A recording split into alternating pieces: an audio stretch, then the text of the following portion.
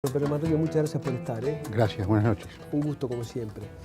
En recientes declaraciones usted calificó como ley la pasiva a la ley que aprobó el Parlamento aumentando las penas para los menores, luego de ocurrido el episodio sangriento en el que un menor mató a un empleado de la pizzería, de la pasiva, ¿no? Este calificativo de ley de la pasiva, digamos, lo que usted está diciendo indirectamente es: los dirigentes políticos actúan, como decía yo, al golpe del balde. Tras un hecho sangriento se vota una ley. Esa expresión yo la empleé en el curso de una videoconferencia que estaba destinada a jueces y fiscales, con la idea de marcar de qué manera hay una interrelación entre la legislación y la repercusión en los medios de determinados hechos, y estas leyes pues salieron, sobre todo esta, la 19.055, salió prácticamente por unanimidad en el Parlamento, y me consta que en la comisión de redacción de un nuevo Código de Proceso Penal Adolescente, que el Poder Ejecutivo ha hecho caudal con la discordancia del representante del Poder Judicial en mantener íntegramente los principios de esta ley dentro del nuevo Código. ¿Es bueno legislar al golpe de los hechos que ocurren? Hay circunstancias en las cuales a veces los hechos imponen una legislación rápidamente, otras que no. Yo lo que considero, y insisto mucho en esto, en que sobre todo la respuesta penal que demos a determinado sector de la población tiene que responder a un criterio sistemático, y que si yo tengo un determinado sistema de respuesta penal, si yo empiezo a tratar de acomodarlo de a pequeñas partes, a veces lo que estoy produciendo en realidad es una distorsión del todo que se pretendió originalmente. El Código de la Niñez y Adolescencia, que es el que rigió y nos sigue rigiendo con las modificaciones de estas leyes, se aprobó en el 2004, pero en realidad era un proyecto de 1997. Y cuando se aprobó por unanimidad el Parlamento, salvo dos votos en contra, se aprobó con el criterio de revisarlo apenas se viera cuáles eran las dificultades que generaba su funcionamiento. Yo entiendo que el Código tenía principios muy saludables, principios muy importantes, y otros que no eran tales y que había que ayornarlos, que actualizarlos, y también había un problema muy importante cuando se trata de responsabilidad penal adolescente, que es no solo el marco legal en función del cual usted juzga una responsabilidad penal y en función del cual los jueces resuelven, sino qué se hace con las resoluciones de los jueces. ¿Cuál es el sistema de recuperación, de rehabilitación, de reinserción social que los jueces tienen disponibles? El mejor sistema no es el que tiene penas más cortas, sino el mejor sistema es el que, independientemente del tiempo de duración de las penas, asegura que realmente la persona que comete un delito cumple una medida que lo lleva a la rehabilitación. Y a partir de esa rehabilitación es que esa medida que se aplicó, por ejemplo, de privación de libertad, pasa a perder sentido, porque el individuo se incorpora a la sociedad. Pero perdóneme que lo interrumpa, pero cuando usted califica a esa ley de ley la pasiva y luego calificó a la otra de ley Pelón, aludiendo al menor que comicida, ¿no? Sí, a las otras dos anteriores. A las otras anteriores. Yo lo que interpreto es que eso es una lectura que usted hace crítica, al nombrar así esas leyes con nombre y apellido, ley Pelón, ley la pasiva, y esa reacción que se provoca de parte del legislador ante estos hechos, yo me pregunto, cuando se legisla sobre este criterio, ¿usted cree que se está pensando realmente en el tema de la rehabilitación o lo que se está pensando es en el castigo? Porque lo que la gente pide es castigo. Es castigo. Bueno, yo no puedo estar en la cabeza de los legisladores. No, está bien. Está claro, ¿no? Yo lo que pienso que estas, y esto lo he dicho, lo tengo dicho por escrito inclusive, que estas circunstancias de emergencia desde el punto de vista de la seguridad no son el mejor escenario para hacer reforma legislativa, o no son el escenario adecuado para hacer reforma legislativa, porque esa necesidad y esa demanda de mayor seguridad, lógicamente va a permear a quienes tienen que hacer la legislación. Entonces, y tal vez, y este es un problema muy fuerte que tenemos los uruguayos como sociedad, nosotros consideramos que no hay respuesta penal adecuada si no se priva de libertad de una persona. Si alguien comete un delito contra mí y es procesado sin prisión, yo como víctima, en general la población como víctima se siente defraudada, sí, porque esa persona no fue presa por lo que hizo, ¿verdad? Y en el caso de estos muchachos jóvenes, la ley prevé claramente, y aún los convenios internacionales, que cuando cometen delitos que afectan la vida o la seguridad física de las personas, esos delitos tienen que ser sancionados con privación de libertad. O sea que no es un problema de que hay principios generales que llevan a que no haya una represión eficaz de los delitos. Todo lo contrario, es decir, la propia normativa internacional está habilitando privar de libertad cuando hay delitos que afectan la vida de las personas o la seguridad de las personas, y en ese sentido se puede aplicar privación de libertad. Entonces, el tema es que tiene que haber una respuesta penal adecuada, y esa respuesta penal adecuada, yo vuelvo a repetir, no insisto tanto en el monto de la pena, sino en qué hacemos con esa persona una vez que la encarcelamos. Entonces, ¿la encarcelamos para rehabilitarla o la encarcelamos exclusivamente para evitar que se escape y que no cometa nuevos delitos?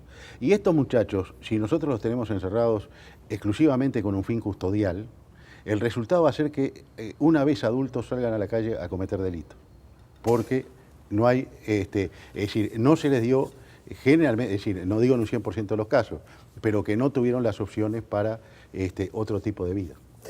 Digamos, así como hay una mirada crítica de su parte sobre la reacción que los dirigentes políticos, los legisladores, tienen a la hora de legislar, de redactar leyes, como digo yo, al golpe del hecho, al golpe del balde, ¿no se está trasladando también a los jueces esa presión social que los dirigentes políticos sienten de más mano dura, de más sanción? ¿No la están sintiendo también los jueces a la hora de aplicar la ley? Y estoy pensando en estas medidas que han adoptado algunos jueces de meter presos o procesar a los padres por la acción de sus hijos. Sí. Ese es un tema muy complejo, porque en realidad los casos en los cuales ha devenido un procesamiento en virtud de delitos cometidos por los hijos, creo que sobran los dedos de una mano para contarlo, ¿verdad? Lo que ha habido una seguidilla porque... Fueron 7. 7 en total, pero ha habido una seguidilla porque hay 3 casos vinculados con un mismo delito, que es la muerte de un repartidor. Yo no sé los criterios, desconozco los expedientes que tomó el juez penal para tomar esa decisión. Lo que sí le puedo decir es que existe un delito de omisión de los deberes de la patria potestad por la vía de desentenderse de esos deberes y que los hijos sufran afectaciones en sus derechos. ¿Para qué está pensado los padres no ese principio? ¿El principio de la patria potestad para qué está pensado? Bueno, el principio de la patria potestad viene a lo largo de los siglos, ¿sí? Primero era exclusivamente el poder de los padres sobre los hijos en la época de los romanos. Eso ha ido evolucionando hacia una relación en que ese poder se ha convertido en un deber y una función de ayudar a los hijos, de educarlos y de formarlos como ciudadanos responsables. Básicamente para proteger al menor. Básicamente es un instituto de protección. Pero un instituto de protección se termina utilizando para meter preso, para sancionar penalmente a otra persona, en este caso a la madre. No se está desvirtuando el espíritu de... A ver, no es que el instituto de protección se esté utilizando para eso. Hay 2 artículos, el 279A y el 279B del Código Penal, que fueron instituidos por la ley de 1972, la Ley de Seguridad Pública, que además de prever determinados delitos de sedición, la jurisdicción militar para juzgarlos, etcétera, etcétera, trajo una serie de reformas al sistema penal, muchas de las cuales subsisten hoy. Y allí lo que se pretendía era, en esa época se hablaba de dos cosas, del abandono económico, es decir, cuando una persona tiene que contribuir económicamente a sustentar a sus hijos y no lo hacía, y se crea un delito por omisión de los deberes económicos derivados de la patria potestad, que es la forma del 279A. En el 279B se legisla sobre lo que se llamaba en aquella época genéricamente el abandono moral, es decir, aquel padre que, o madre, o padre y madre, que se desentienden de cumplir con los deberes de la patria potestad. Entonces, lo que se sanciona con este delito es, en realidad, no cumplir con los deberes derivados de la patria potestad. Por eso el delito se llama omisión de los deberes de la patria potestad. No es que, es decir, es la patria potestad supuestamente mal ejercida la que lleva a aplicar el delito. Pero solamente se castiga cuando hay un herido o un muerto. ¿Me explico lo que quiero decir? Está claro. Yo estuve mirando cifras, yo lamentablemente tuve un problema de ordenamiento. En los últimos 3 años, por este delito ha habido un promedio de 30 procesamientos por año. En esos 30 procesamientos, la mayoría de los procesados han sido hombres y no mujeres, y la mayoría de los procesamientos han sido sin prisión. Eso está en la página del Poder Judicial, hay una nota donde están todos estos datos que yo le estoy dando actualmente. Generalmente no es el hecho de que el hijo haya cometido un delito el que lleva a este tipo de sanción. Lo que es especial y bastante nuevo, digamos así, que hay antecedentes de hace 4 o 5 años, es que puntualmente en casos de chicos que han cometido delitos se procesan al padre o a la madre. Y acá hay que decir que para poder tipificar este delito, además de acreditar, es decir, un delito omisivo, es decir, lo que se sanciona es la omisión en cumplir los deberes de la patria potestad, es decir, además tiene que acreditarse que ha habido una omisión voluntaria, es decir, que hay dolo en la comisión del delito, que se hace desprofeso, que la persona... Entonces, cuando a mí me han preguntado sobre esto, yo digo, este delito se justifica en el caso de aquel padre o aquella madre que se quedan en sus casas y esperan que el hijo salga a cometer rapiñas o a robar, o le consiguen armas para que robe, y después se benefician del resultado del delito. Ese es un caso muy claro en el cual este delito podría ser imputado. Ahora, el problema es que todos sabemos que en la vida hay una cantidad enorme de variantes que tienen que ver con casos en los cuales padres que son responsables independientemente de su situación económica terminan teniendo un hijo que comete delitos. Sí. ¿Por qué? Porque se habla mucho de los barrios marginales, de las zonas rojas, etcétera, etcétera. Entonces no se puede decir que en una zona roja todos los que viven son personas que son marginales en sí, porque hay mucha gente de trabajo, etcétera, etcétera. Pero ¿qué es lo que pasa en esa zona? Lo que pasa es que cuando esas familias tienen hijos, cuando esos hijos tienen que ir a la escuela, terminan criándose todos juntos. Y hay como una tendencia cultural dominante de esa cultura de exclusión. Y ahí se generan una cantidad de problemas y que no podemos decir que todos los barrios, que todos los padres que viven en zonas marginales y que sus hijos pueden llegar a cometer algún delito, son responsables de omisión de los deberes de la patria potestad. Está claro. Los jueces sienten la presión social. Mire, ¿Se está sintiendo usted, sus colegas, se sienten...? Mire, el juez es muy benévolo, lo dejó, ¿cómo puede ser? Cae un menor, rapiña, y resulta que tenía 2 homicidios atrás y... Mire, un muy apreciado colega, hoy retirado, decía que en realidad los jueces nos pagan para recibir presiones.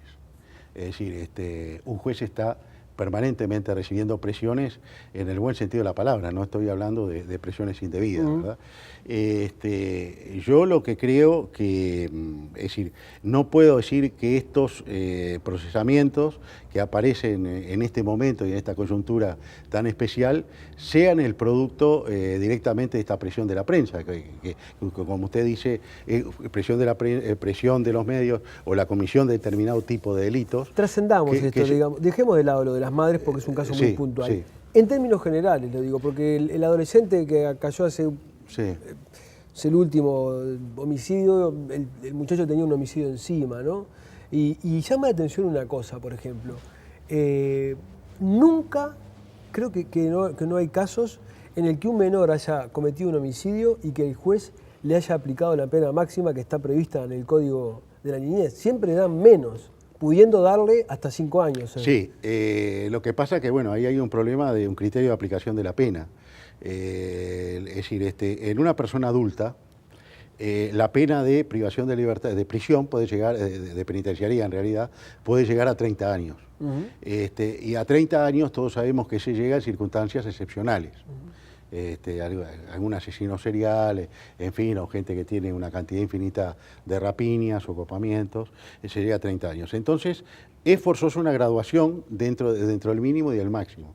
Y eso hace que, es cierto. Se hace una traslación, digamos, de la misma lógica. La lógica de la pena mínima y la pena máxima, claro, es que se tiene que hacer para que haya coherencia. Ahora, me consta que últimamente la respuesta punitiva se ha incrementado, es decir, por ejemplo, durante mucho tiempo la pena por una rapiña estaba en menos de un año, hoy está bastante por encima de un año. Entre otras cosas, ahora hay una mínima de un año determinada por la ley 19.055.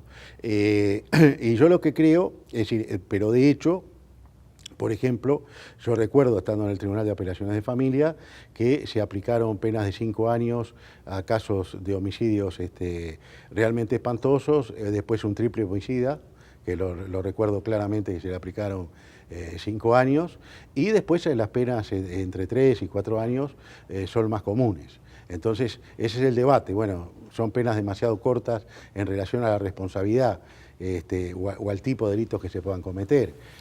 También hay países en los cuales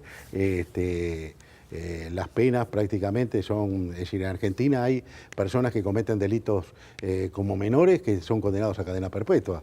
Argentina acaba de ser condenada por la Corte Interamericana de Derechos Humanos por esas sanciones. En Inglaterra, los niños que cometieron el famoso homicidio de aquel chico, aquel niño de 3 años, en un shopping, esos chicos tenían alrededor de 10 años cuando cometieron el delito, estuvieron presos hasta los 18 años de edad. Cuando cumplieron los 18 años de edad cambiaron de establecimiento y allí hubo una reconsideración de su situación y con el tiempo ambos obtuvieron la libertad, pero con identidades cambiadas. Y recientemente, Venables, que es el único que se conoce el nombre, fue detenido vinculado con un hecho de pornografía infantil y generó toda la polémica de si la sanción por aquel delito no debe haber sido una sanción a perpetua. Entonces, ¿qué es lo que quiero decir con esto? La demanda social siempre lleva a querer aplicar penas que son muy grandes. Entonces, justamente el rol del legislador y el rol del intérprete es tratar de que esto sea de que las respuestas sean realmente adecuadas a los delitos y a las condiciones especiales en que se cumplen esos delitos. No parecen estar dando con la tecla. Bueno, eso es un tema de opinión de la sociedad, ¿verdad? Pero digamos, si uno mide la evolución de las rapiñas, si uno mide la reincidencia de los presos, sí. Si uno mide el número de víctimas, si uno se limita a los números, por decirlo de alguna manera, no ha dado. Usted contó una anécdota, yo lo escuché estos días, que cuando se aprobó las leyes de seguridad pública, de seguridad ciudadana, el ministro de la época se incorporaba el delito de copamiento y el ministro de la época dijo, bueno, ahora con esto no va a haber más copamientos. El año pasado hubo 122 copamientos. Efectivamente. Sí, ahí está. Es decir, ¿dónde está el tema? Yo creo que la ley tiene que prever las conductas graves y sancionarlas adecuadamente, pero yo siempre digo, y esto me parece tal vez de esta charla, de lo que yo pueda dejar, no digo lo más importante, pero el elemento más trascendente. Es decir, yo creo que acá hay un problema de prevenir para que no haya nuevos delincuentes. Y lamentablemente las cifras, tanto de adultos como de adolescentes, nos están indicando que la prevención está fallando, que cada vez tenemos más delincuentes, más violentos, independientemente de la edad que tenga. Y el otro elemento de prevención que hay es la política carcelaria, porque si yo tomo un individuo que cometió un delito y lo encarcelo y lo recupero, yo estoy haciendo también prevención allí. Porque ese individuo, primero, ese individuo no va a, va a cumplir su pena y va a salir rehabilitado a la sociedad. Y no van a ver, ese individuo no va a cometer nuevos delitos. En un alto porcentaje de casos no lo va a cometer. Yo he oído al comisionado carcelario hablando de que el porcentaje de reincidencia entre adultos está entre un 65 y un 70%. Gente que pasa por la cárcel vuelve a cometer un delito en un promedio 65 y un 70%. Es decir, estos datos que estamos teniendo con los adolescentes infractores, donde un 50 y un 50% tienen antecedentes y 50% se incorporan por primera vez, han cometido un delito o han sido descubiertos por primera vez por la comisión de un delito, nos están indicando que respecto del 50% de los 500 y pico que están adentro, el sistema fracasó. Y lo que hay que tratar de que el sistema no fracase respecto de ese 50% nuevo. Porque si no, lo que estamos haciendo es puramente cerrando, sin resultados positivos para la sociedad. Es difícil y generando un coste importante. ¿Es difícil admitir que hay irrecuperables? Mire, yo siempre cuento una anécdota. En el año 95 yo integré una delegación que visitamos un lugar, Minneapolis, en Minnesota, Estados Unidos, que es el buque insignia de políticas preventivas y sobre todo de lo que se llama medidas alternativas a la prisión, ¿verdad? Ahí vimos cómo se trabajaba con los adolescentes infractores. Tenían una cantidad enorme de recursos, establecimientos para los que eran delincuentes sexuales, para los que cometían delitos contra la propiedad, para los que cometían delitos de sangre, 27 medidas alternativas a la prisión, y el día que estaba prácticamente terminando la misión, nos dijeron, y lo tengo grabado, el sistema se integra con otro establecimiento que se llama Red Wings, ¿no? Lo tengo, a lo largo de los años me ha quedado absolutamente fijado esto. Y digo, ¿y por qué, ya que nos han mostrado todo, no nos muestran Red Wings? Porque en Red Wings están los irrecuperables. ¿Qué es lo que quiero decir con esto? De que tiene que haber un porcentaje de irrecuperables, porque además, y ya un psicólogo, Durkheim, lo decía muy claro, es decir, hay un nivel de delincuencia en toda sociedad. Es decir, ese nivel de delincuencia se va a mantener y va a haber casos en los cuales se va a fracasar en la recuperación. El problema es no fracasar en los que podemos recuperar. Entonces acá parecería que a la luz de estos porcentajes tan altos de reincidencia, la cosa tampoco está funcionando bien en ese aspecto. ¿La responsabilidad es política? Yo creo que hay, yo creo que, por ejemplo, en materia carcelaria se está trabajando muy bien en lo que tiene que ver superar el tema del hacinamiento, se está invirtiendo dinero, se ha invertido dinero en lo que se llaman los civiles que trabajan con los presos. Creo que ese es un camino interesante, también va a haber que darle tiempo a que dé resultados, eso me parece que está bien. Sé que el CIRPA, que es donde están los adolescentes infractores, hoy está por un lado desbordado por este tema, porque alguno de los directores lo ha dicho, por este tema de dar seguridad y que no se escapen este número que cada vez es mayor y por un tiempo mayor, porque por lo menos tienen que estar un año, y que sé que creo que ustedes van a mostrar un programa, de programas de integración laboral, etcétera. Pero también hay que tener presente que para yo sacar a una persona a trabajar, que está privada de libertad, yo tengo que tener un proceso muy firme y muy fuerte de reforzamiento psicológico, de afirmación de la personalidad, para que ese individuo no aproveche la oportunidad de salir a trabajar para cometer un nuevo delito o para escaparse. O sea que también es un tema de proceso. Entonces, también a las cosas tienen que tener su tiempo, pero hay que tener ideas claras. Y por supuesto, es decir, el tema de las políticas carcelarias o las políticas de administrar las medidas no es un tema que sea el Poder Judicial. Doctor, le quedo muy agradecido que haya estado. Bueno, muchas gracias a usted. Nos vamos a una tanda, ya volvemos. Presenta Beneficia, el plan de soluciones de salud, seguridad y servicios más completo del país. Catunasi, terminal especializada de contenedores del puerto de Montevideo. La tienda del espía. Entérese de todo. Jaume y Seré, su socio estratégico en comercio exterior y logística.